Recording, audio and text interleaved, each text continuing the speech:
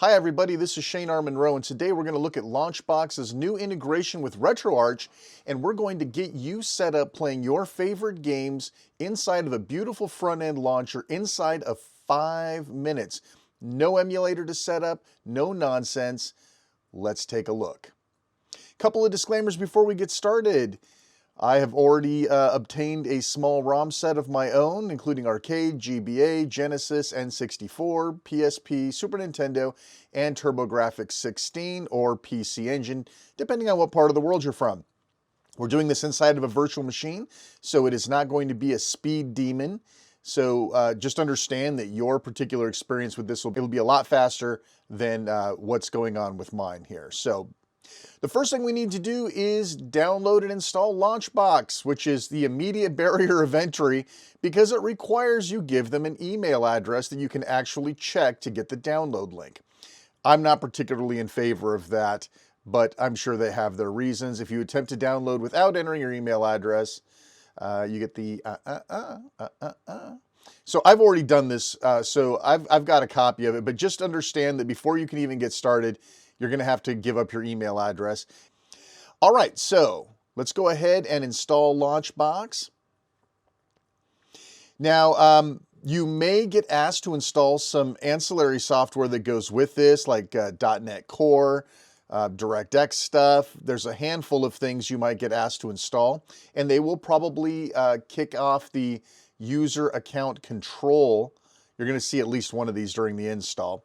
But depending on how many sub-packages you install, each one may require that you allow it elevated permissions to your system. Just a little fair warning, everything seems to be on the up and up though. And again, remember, this is a virtual machine. I'm going to say this several more times, just so you understand, this isn't my personal workstation that I'm doing this on. Nope, there you go. There's your user account control hit for the DirectX SDK, just making sure you've got the latest and greatest here. All right, so now we're at our first run of LaunchBox. Okay, and we are greeted with a nice little wizard here. We obviously aren't here to do any of these Epic Games, Origin games. MAME maybe, but let's go ahead and start with importing your ROM files. All right, here's the wizard. And we're going to add a folder. And I'm purposefully going to skip adding Arcade first, and I'll explain why later. So we're going to add GBA, Game Boy Advance. And look at that. It even knew that that was a Game Boy Advance folder. This isn't always right. Always double check. Most of the time it is, though, which is pretty impressive. Now, here is the money shot right here. Would you like to automatically install and configure RetroArch? This is the part that would normally get people confuddled, right? This is the part where you'd have to put it in and you'd have to configure LaunchBox to point to the emulator and use the command line, blah, blah, blah. It gets nasty. This takes this all out of the way. Would you like to move or copy your files? No, just use them where they're at. I've well curated my stuff. I want to keep them where they are. And we are going to allow it to download whatever images it would like as a result of adding this. MU movies, we're going to skip that. If you know what that is, you could do that now, but we're not going to look at that today. All right, and so it automatically, before we've done anything, it already sort of knows what it is that we're adding. Again, this isn't always accurate either, but let's get started so you can see what it looks like. So now it's reaching out to the LaunchBox games database. So right off the bat, you should probably know that you need internet connectivity for this. I know that sounds like, well, duh, Shane, who doesn't have internet connectivity? You would be surprised at the number of classic game enthusiasts that have an isolated box sitting in a MAME cabinet somewhere that may be installing this without the benefit of even Wi-Fi connectivity. It might just be a completely isolated box and you're trying to do this all off of a USB drive. Obviously, you're going to need some internet connectivity in order to better use this. Now, again, this process is probably all going to be faster for you. Please don't take that against the 5 minutes that I told you it would take to set this up. It would go a lot faster if I was actually on a faster computer, not a virtual machine. Also understand that the initial setup is going to also install RetroArch and, do some of the very basic stuff. See, it's doing stuff for its own games database now. So it's doing sort of a first run, and the subsequent additions of game folders will not be as slow, but we do have to go through this the first time. Now, I told you we would talk about the arcade games. One of the things that I found right off the bat was that if I pointed to a collection of MAME ROMs, now I use older versions of MAME, so my MAME ROMs are an older MAME ROM set. It's important to understand it. I'm going to show you how to get around this. It's important to understand what version of the MAME core you need to be using for the ROMs that you have. And the default stuff that that LaunchBox may put together for you may not be compatible with your ROM set. You may have to change to an older MAME ROM core depending on the emulation requirements for your set.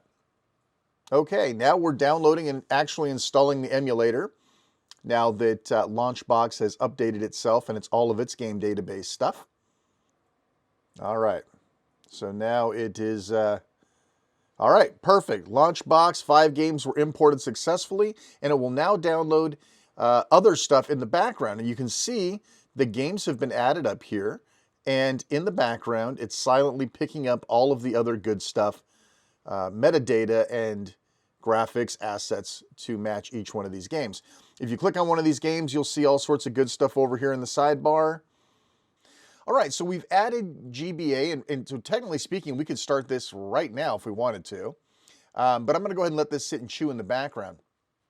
We now need to go to Tools and Import ROM files, and we're going to do this wizard again. All right, we're going to do these individually. You could probably do them in batch, but I want you to see them each as we go. So Genesis is up next. Right, and it identified correctly as Sega Genesis. Perfect. And now look at this. It actually knows we have an emulator ready to roll. Again, we're going to leave our files in the current positions that they're in, the locations, and we're just going to zoom our way through this. Now, the Genesis stuff has a lot of failed matches in it, which is one of the reasons why I wanted to do this one in particular. All right, so now it brought in 37 games. Awesome. Let's go ahead and let that sit and chew in the background, and let's go ahead and import the other ROM files that we have here. All right, so we're going to add a folder. Desktop. N64. Next. Identified as Nintendo 64. Perfect. RetroArch. Perfect. And use the files in their current location. Blah, blah, blah, blah, blah. There's only one game in there, so that should go pretty quick. Now, obviously, all this multitasking that's going on here would be a lot smoother if I wasn't on a VM. Again, I apologize for the VM. Just the easiest way to do this. PSP. Sony PSP, it identified correctly. RetroArch, perfect. Use the files in their current location, blah, blah, blah. There's only one file in this one as well. Import, ROM files. Oh, see, we can't overlap everything, I guess. There's only so many threads it can handle, I suppose. So we waited a moment. I think we're good to go now. Add folder.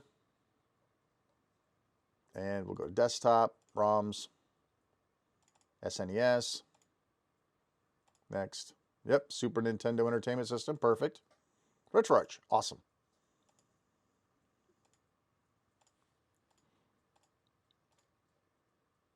All right, there's only one in here, so that should go pretty quick.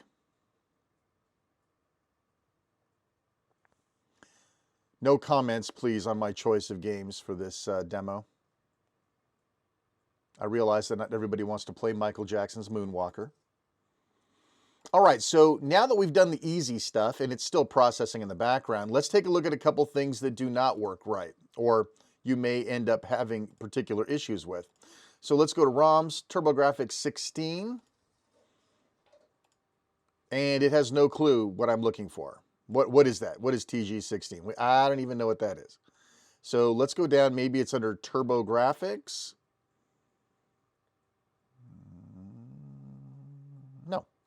So maybe PC Engine. All right, there's PC Engine Super Graphics. I'm assuming that's what it is. And it does say RetroArch. Perfect. So far, we're going well. Oops, wait a minute. In order to play PC Engine Super Graphics game, you need a BIOS file. Ew, well, I don't have that. So we're going to go ahead and cancel. So in some cases, like the PlayStation 1, for example, you may need a BIOS file to continue importing if you want to use the wizard. So just be prepared for that. Let's talk about the arcade, because that's the last one we have to do. ROMs arcade. I saved this for last. One, because there's problems with it. And two, if you do it as the very first folder that you bring in, it won't recognize RetroArch as the emulator. Don't know why that is. I should probably submit a bug report. I managed to do it several times, and it happened the same way every time. So, all right, so now it understands it is arcade. Great. Oh, but there's no emulator selectable. So we'll go ahead and choose RetroArch. You just know there's going to be a problem here, right? That doesn't bode well. All right, we're going to go ahead and do the next, and let it go through its thing. I got a handful there. We're going to go ahead and let that come in. And you'll also notice here on the left-hand side that it's sorting all of our games for us. For example, arcade, consoles, right, and handhelds. I imagine if we added Commodore 64 or something, we'd get a computers over here. Okay, so let's take a look at arcade. All right, and it's still processing down here, so you'll see various cover arts, or in this case, probably brochures, depending on what they had available at the time. This Mr. Dewin, for example, will change over time. They have multiple ones, I guess, of that. So we're going to go ahead and sit there and let this sit here and download while we're waiting. All right, so we talked about TurboGrafx 16 and needing some ROM images, but what about the arcade stuff? So I should be able, even though we're downloading stuff, I should be able to launch Mr. Do. I said I should be able to launch Mr. Do. Okay, obviously there's a problem, right? So you could start troubleshooting by right-clicking and opening RetroArch and actually using the RetroArch interface to load that game up and make sure that it actually works. Boy, oh boy, this VM is killing me. All right, so you could actually use RetroArch, load a core, load your content, do all the scary stuff that you're here to avoid anyway, right? You could do that. I will tell you right now, I know exactly why this doesn't work, and I'm going to share that with you. We're going to go to Tools, and we're going to go to Manage Emulators. RetroArch is the only emulator we have here. Associated platforms, oddly enough, arcade is missing from here. And if you had already done your research on Reddit or some other source, they'll say just make sure that you have arcade in here, but they don't tell you how to add it. There's no add button. There's no visible way of doing it. What you actually have to do is scroll to the bottom, click in this empty space. I swear this is true. Select arcade. We're going to choose, so up front, you know what your ROM set is. I don't. So choosing MAME, libretro is probably a good start. You will have to fill in the -F, and you'll want to have this as the default emulator. Okay. Make sure you hit OK and not close. Otherwise, it disappears and it doesn't save it. So let's try to run it now.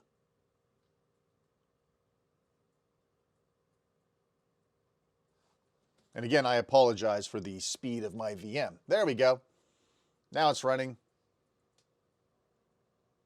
Something appears to be awry. So we can hit escape twice to get out of that.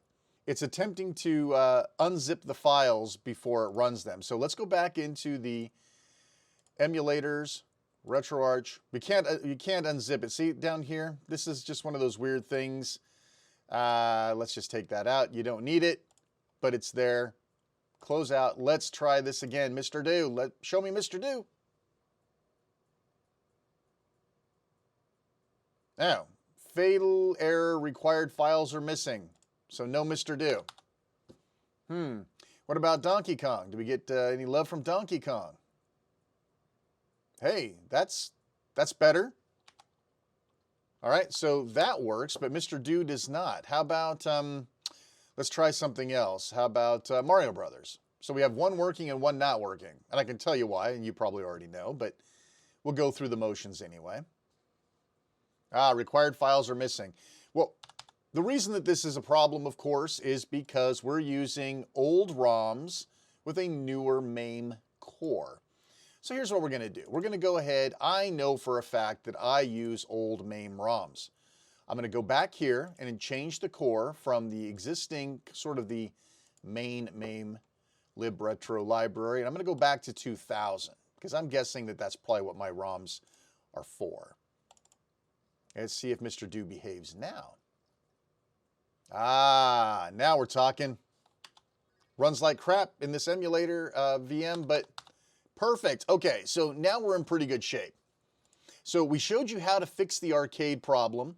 Let's go back real quick here and see if we can fix a couple of these boxes, because you got all this beautiful artwork, and then you got this.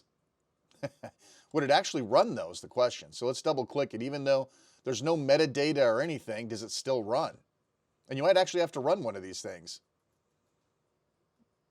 It does run, it's just very poor. All right, so it's Back to the Future 3, but we kind of knew that, right? Right-click that guy, hit Edit. And we'll go ahead and change the title. All right, and then we'll search. Okay, now we actually have a match. Let's go ahead and grab that. And if we go to Media, we can hit Download Media to make sure that it gets the latest.